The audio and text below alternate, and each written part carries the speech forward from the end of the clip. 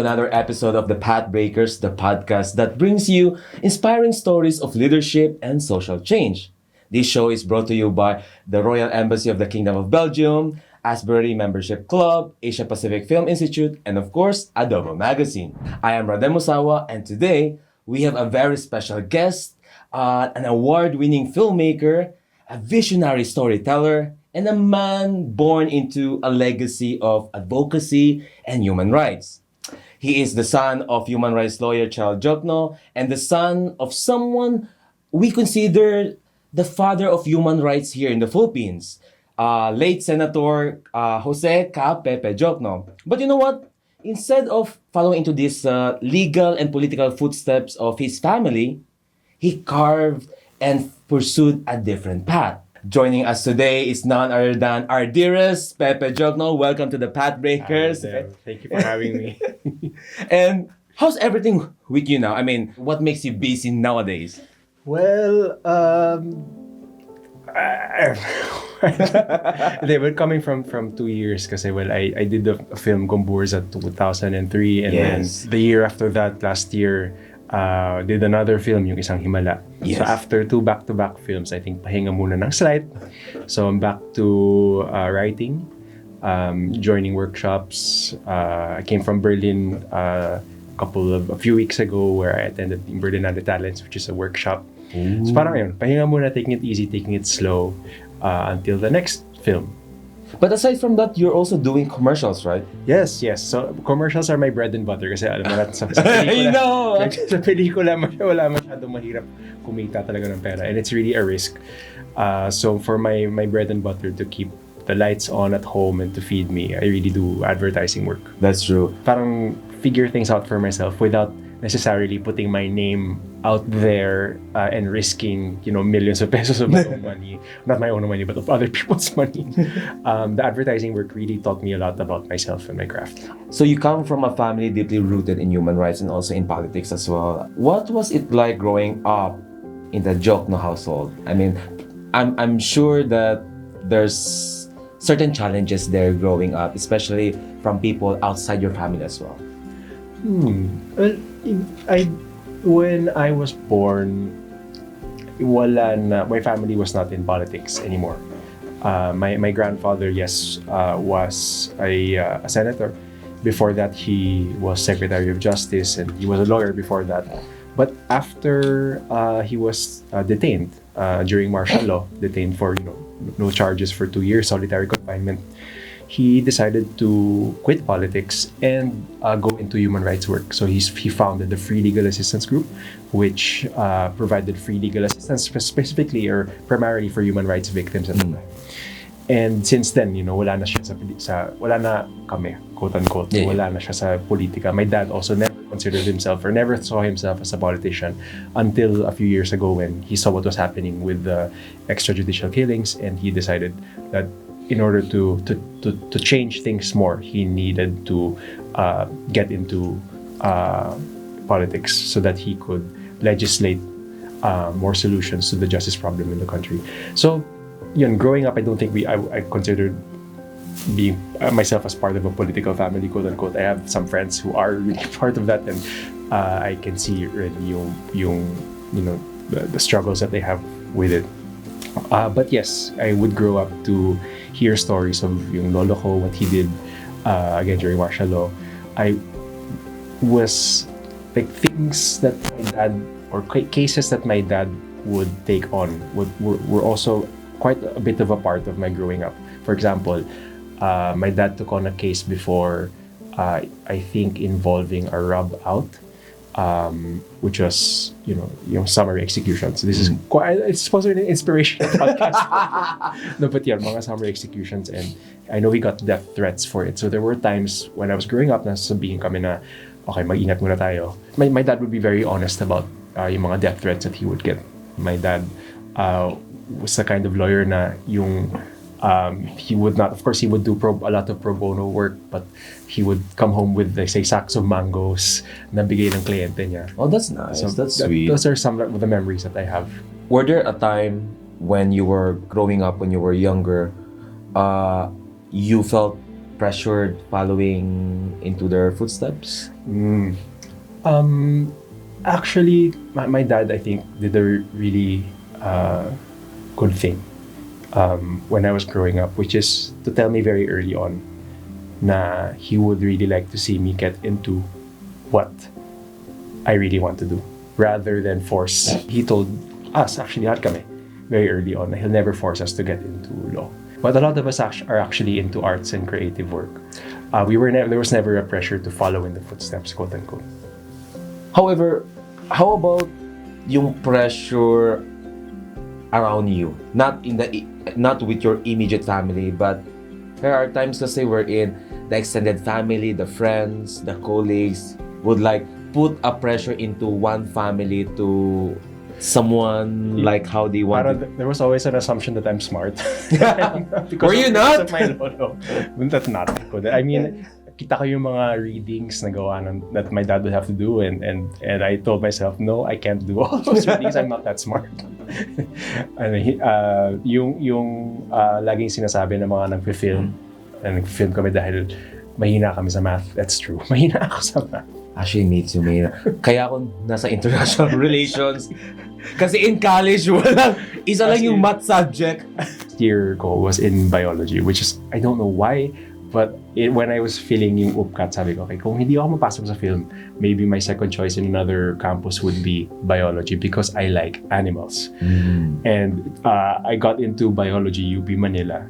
It was the hardest year of my life kasi yung mga kaklase ko, mga pre-med na BS Bio, and these were like the smartest of the smart people. My grades first year college were the worst.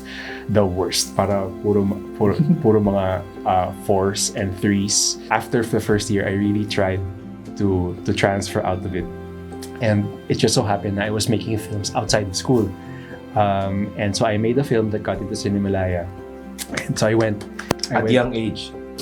I went to UP Film in Diliman, and Yes. I applied.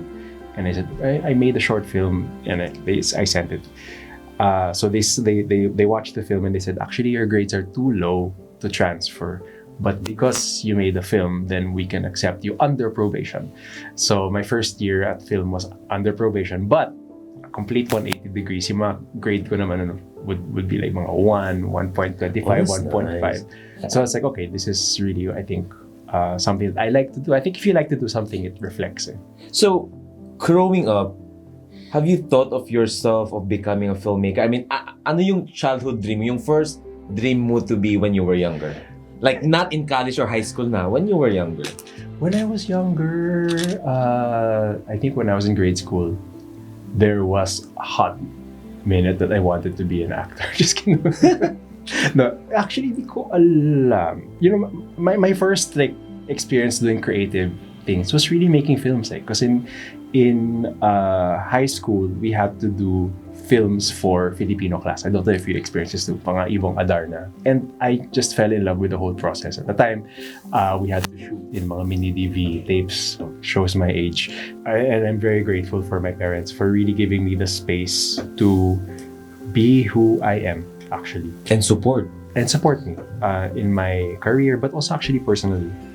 You know, I came out when I was quite late. I don't know if it's late. I shouldn't even say that. Everybody has their own time. But I came out at 26 to my parents.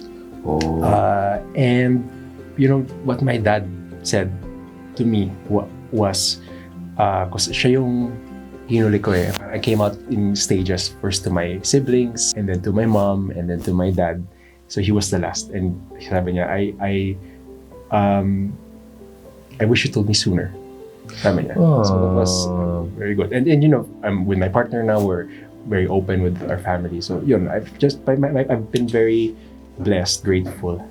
#blessed. Very grateful to have mga supportive parents. So, meron bang moment in your life where you were drawn to the path of doing something for other people? Like, for example, advocacies or rights or the field of human rights? Well, yeah, yes, I think it's because of the people that I got to meet. So, for example, my first film was in Cinemalaya, my first short film, and at Cinemalaya, I got to meet a few people from Rock and Philippines, so sina Gang, Badoy. And si Gang invited me to join them on a project that they were doing, which was actually funded by USAID. And it was a project na going to jails all over the country to look for stories, to see the conditions. And I was 19 at the time, and we went to jails along with Tado, Lourdes de Vera also. And we went to jails in Baguio, Cebu, Davao. And for me, it was like my eyes were opened. Ganun yung conditions. Some of the jails were great, others were not so great. It was in this project, I made a film about the dancing prisoners in Cebu. But then also in Davao, I met these two brothers. Yeah, they were famous back then. They were quite famous, the dancing prisoners, yeah. Yeah, and I got to meet yung parang warden nila, who was, of course, member of a political family. Oh. So yeah, the power dynamic in that jail was very interesting. But anyway, in Davao, I met these two brothers who were being chased by the Davao Death Squad, and they were in a drug rehab facility. And I was 19, they were 15 and 17, and they were talking about how the DDS, according to them, went into their homes, started shooting at them, and that they wanted to check into this drug rehab center so that matanggal daw sila sa hit list, quote unquote. But they told me na they di na sila hopeful because their best friend had just been killed. Parang, as in, I did not know. I never heard of the DDS before that. I never heard about what was happening. And I just felt for them. Kasi nakita ko sa kanila na hindi naman sila the criminals that we are often told of. They were kids who were just so happened to be living in an urban poor community. Kaya sila napasama sa mga ganong klaseng activities. But yeah, to me, they were kids. And I saw myself in them. I saw my brothers in them. And I felt na what was happening was not correct. And that's what Gang was trying to push back against, this feeling of that we can't do anything about our country. And the whole thrust of Rockhead and Gang was to use arts to better our nation, or for nation building. And yeah, that was some of the most fulfilling work that I did, and I think it's really something that I continued to take on in the film work that I do, in a sense na whenever I make a film, it still has to be something that at least contributes to a conversation in our society. Actually, making film is really essential in pushing certain agenda that needs faces. Kasi sometimes iba yung nababasa mo lang, iba rin yung nakikita ng tao on the screen. You know, I agree with that. I really loved it, even the most difficult parts. Kaya I felt na, okay, this is for me. I never really entertained another career. It was sort of related to film because my first job was writing movie reviews for the newspaper. Ooh. And I was the worst movie reviewer. As in, I would nilaad ko yung mga MMFF films, which I apologize for. And actually, yeah, I was really the worst film reviewer. But that was my first job. My first job was writing. But I would write stuff related to film. So I would interview artistas, interview directors. And I was always like in the periphery wanting to do it myself. But I think that experience as well, no matter how bad you wrote the review, also provided you opportunity to engage with people, no? It did. I got to meet a lot of filmmakers because of it. For example, got to interview, say, Brillante Mendoza or Pepe Diokno, who was alive at the time. When I had problems with my first film and I needed to consult things, I would message, for example, Brillante, and he would answer the phone. That's nice. Pepe also answered my call. I also got to meet other big producers who eventually helped me also because of the interviews that I was doing. So yeah, it really did help. I'm reading a book called Creativity Inc., which is by one of the founders of Pixar. And in this book, or rather rereading it because I had read it a few years ago, but in this book, he talks about how failure is such an important part of the filmmaking process. And if you're not having a meltdown then that means you're not experimenting enough and you're not pushing enough. So having a meltdown is part of their process now, and I've had many meltdowns in my career. So the first film was a challenge. Umabot ako sa point, for example, in the first film where we had spent all of our money from Cinemalaya and wala pa kami na shoot. Because I had this treatment that I wanted it to look like one long take. Hindi namin magawa because I had no experience doing that. And so I really had to call SOS na i-disqualify na sana ako ng Cinemalaya. I wanted to quit also, but they convinced me not to. So there's that. Also faced, for example, na when the film came out, a lot of people didn't like it. And a lot of the criticism did sting a lot. When we got into Venice and then the film also got awarded, that naman put a lot of expectations from myself on myself, and it made me, I think, scared to do another film, and so I had to sort of work to get distance from that. Na parang the award really shouldn't mean anything to me. But it's been a struggle also since then to sort of really find myself. I think with every film I'm trying to find something new, or really trying to find who I am more and more. And yeah, so every film has its challenges. On the last one, Isang Himala, it was also a big challenge. Na we would shoot a musical. So shooting a musical, I think, is very hard to do. But it was also daring, and that shows also that they diversification of what you can do. Yeah, so with the last two films, I'm really thinking about the audience more and more. I think my first three films, it was very parang inward looking, na parang what do I want to experiment with myself, or I want to find myself, quote unquote. And with the last two films, it's really about what experience can I share with the audience. As a filmmaker, I don't want to. As a filmmaker, I want my films to be seen and to engage with an audience. Is that the reason why you founded it, so you would have more agency on what you do? Yeah, well, yes. So in 2010, I founded Epic Media with my producer, Bianca Balbuena. And Bianca and her partner, Bradley Liu, have really brought Epic Media to great heights. They've produced Love Diaz and a lot of other films. And we really did that so that we would have more agency in terms of the films that we produce. And then recently, I sort of founded my own company now, which is Capital Films. And it's really meant for my own projects so that I can really have agency. Because when you for mga passion projects, it's important that I can still call myself a producer, so that I have the power to influence every aspect of production. That's why it's important for me na pag film, it's not my bread and butter in a sense. I know. Because I think when it is your bread and butter and you're doing it for the money, then you will have to compromise with the people who control the money. That is true. I think that Isang Himala was like the last sort of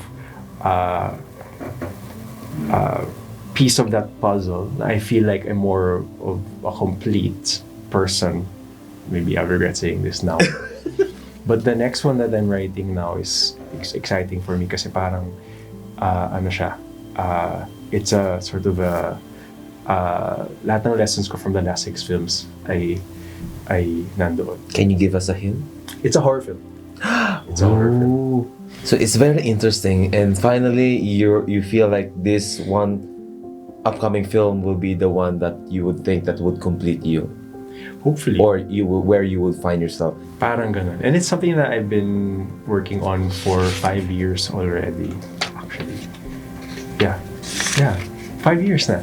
5 years. And parang it was 5 years of tinkering with the story, workshopping it, and then parang nahanap ko na recently kung ano talaga yung frame niya. Ang masarap pala magsulat. And that's why I think I have sort of found myself or where I am now, because I used to dread writing. I hated writing. I hated writing too. Yeah, writing is so hard. Pero ngayon, I look forward to typing. in first thing in the morning. I make time for it. Kasi masarap pala siya once you sort of find. Actually, some people find writing therapeutic for them, so they do it as a mental therapy. Yeah, one of the best books that I read that helped me embrace writing more is called The Artist's Way by Julia Cameron. And in this book called The Artist's Way, she says na, creativity is something that should flow. But the problem is a lot of us have a block. And usually that block is ourselves or yung mga expectations natin, mga fears natin, or this monster in our head that says na hindi ka magaling or wala kang karapatan. We are our own enemy. Yeah, exactly. And meron siyang exercise which I still do is every day, first thing in the morning, you write 3 pages of longhand. Has to be handwritten, not typed. And then this lang will declog or will unblock you so that it helps. And it really, really helped. I was such a blocked artist, I think, a few years ago. So when I decided to make films again, after quitting 8-9 years ago, the first thing I did What was do you mean quitting after 9 years ago? What do you mean by that? 9 years ago, after my third film, I decided hindi na ako gagawa ng pelikula. Or to stop, at least for a while. How long were you in hibernation? And so it was 8 years that I didn't do films and I was just doing commercials. But I didn't have anything. I was so dry as a filmmaker, wala akong mga kwento rin eh. But after 8 years of doing that, I decided I think I want to make films again. I think I can. I have the life experience and the skills to make movies again. First thing I did was to apply again to mga workshops. And I applied thinking, I'm never gonna get these things. I applied to Torino Script Lab, for example, with this horror film that I was writing. And Torino is the kind na parang, I think also thousands apply and they only pick a handful. May horror sila, di ba? Torino? There were some horror films also. So I'm that experience doing that workshop really, really changed my life. It made me more comfortable as a filmmaker. And then now I'm coming back with like a beginner's mindset again. I'm feeling I'm a blank state. I really want to learn everything, and I am nothing. I'm no one. I just want to learn. And so I applied again to Berlinale Talents. In Berlinale, I did not get in the first time I applied, and then afterwards, as 21 or 22, I got so discouraged, or not discouraged, but parang ano. And then when I heard recently na Berlinale Talents is for not just for people who are starting out, but they also invite mga more experienced filmmakers, and very lucky that I got in also, and that's very competitive. But that experience also at Berlinale Talents, it changed my life. I learned so much over the week that I was there, na mga lessons na hindi ko makakalimutan, also lessons that I felt like I needed to hear, words of wisdom from mga producers and directors. I'm very, very grateful that I did that. How has your relationship with your dad has shaped on how you do film? Actually, it was my dad who I think introduced me to storytelling. When I was in grade school, actually very young, siguro mga 6 or 7 years old, he would not read a story to me and my sister every night. He would make up a story. So before going to bed, he would tell this story to me and my sister about a brother and sister who lived in like a beautiful small rural town, and they had a tree behind their house. Sorry, they had a hill behind their house. He would make up this story off the fly. Parang hindi niya binabasa, he would make it up. And I think that really had a big impact on me. Parang telling stories and yung wonder of it and yung power of telling stories. The thing is, I work a lot with my dad also. Because of his legal advocacy, we did a lot of social media. So, yung mga TikToks niya. So you're the one handling that? Is that what you're saying? No. A lot of the ideas come from him. And I really it started during the pandemic, of course, or even before the pandemic. Yeah, but that is also a good strategy now, especially now we're encouraging younger voters to really be responsible in this coming election, for example.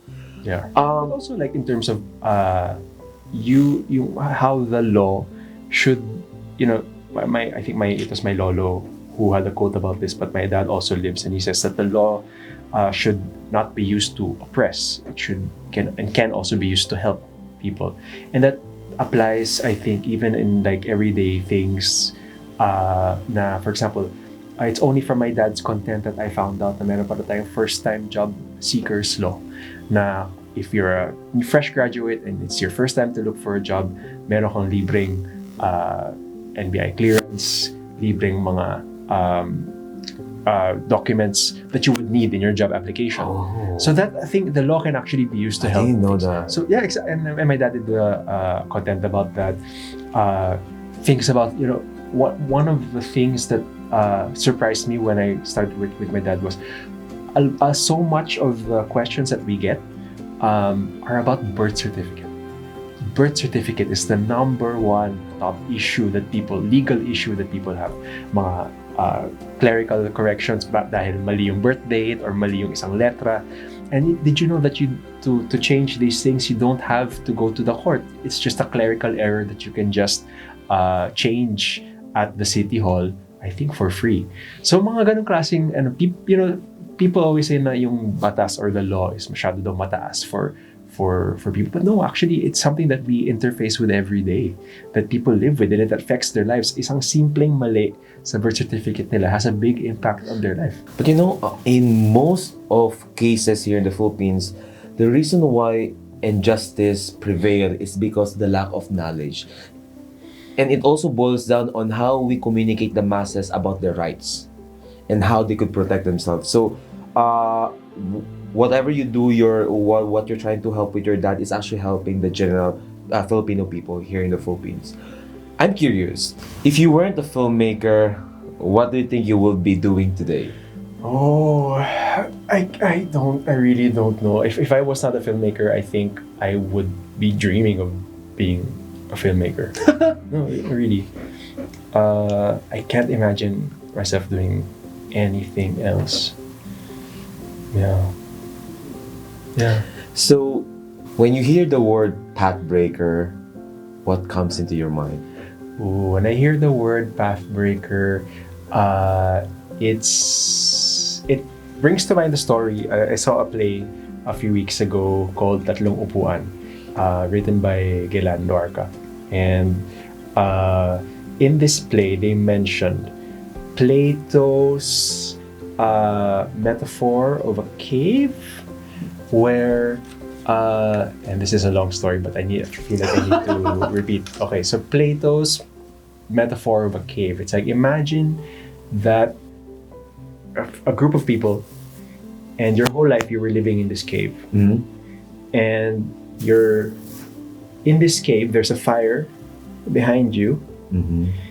And this fire is casting shadows on the wall. And because you live in this cave, all your life, all you see these shadows, and you think that they are these sort of monsters. And it takes one person to look behind and realize that those shadows are not monsters. They're just people passing through the flame, passing in front of the flame. So that's what I think of when I hear pathbreaker. Somebody who does something so against the mold and realizes that things are different, but that's what they seem. Oh. Tama ba yung metaphor? That makes sense. But that's what it comes to mind, really. It's like there is Yes. Sort of this glass ceiling effect, diba? Na parang it really just takes one person to break down that barrier, and then once Yes. they do, then everything follows. That is more clear explanation. That's a more story. So just cut out that part. Yes. But I, it's a great metaphor, yung cave. I think I'm just not explaining it well, but if you can Google it, then I think it's a good. Thank you so much, Pepe, for coming here and making time, and also for sharing your stories that young people would find something inspiring and moving for them also to to help them guide in navigating this crazy world we have now. To our listeners, I hope you find this conversation inspiring and at the same time very insightful in your journey of finding yourself. Until next time, keep challenging the norm, keep creating, and keep breaking new paths. This is Rodem Musawa, and this is the Path Breakers, and see you next time. Thank you again, Pepe Diokno. Thank you so much. Amazing. Woohoo! Woo! Amazing.